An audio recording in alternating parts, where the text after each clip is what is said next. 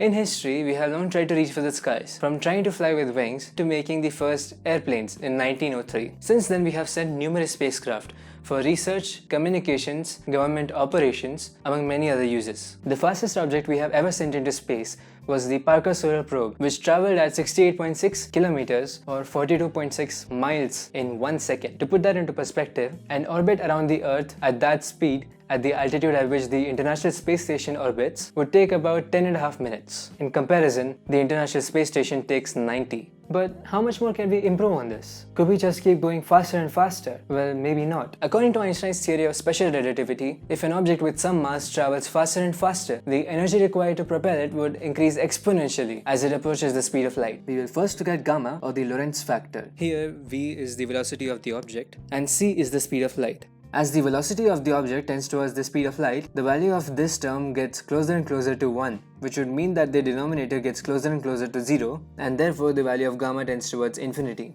In the equation for relativistic energy, we see a familiar term. That's right, gamma. Here, E is the energy required to propel the object, and m is the mass of the object. As we saw before, when the velocity of the object tends towards the speed of light, the value of gamma tends towards infinity, and therefore the energy required to propel the object also tends towards infinity.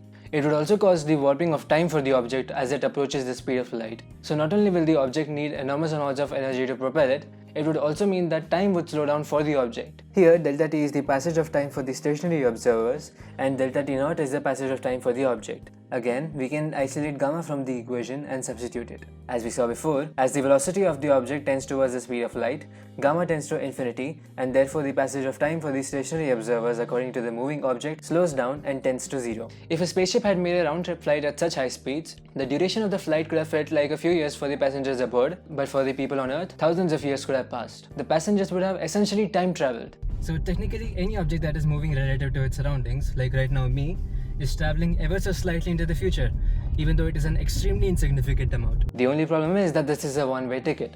You can only travel forwards in time quicker than some other perspective, but not backwards, which is impossible for positive masses, which is the stuff we are made of. All this talk about enormous amounts of energy and time begs the question, why explore space anyway? Well, in order to make progress, we must look out into the stars and try to unlock their secrets. This insight has already helped us improve our lives in ways somewhat unrelated to space exploration, like the invention of the solar panel, which has been a crucial tool in helping us curb global warming, satellite navigation systems which use GPS satellites, water purification systems, and even computer mice. Space exploration can only be beneficial, for at worst it can help us improve our lives with the inventions we make along the way, and at best it can help us make scientific breakthroughs.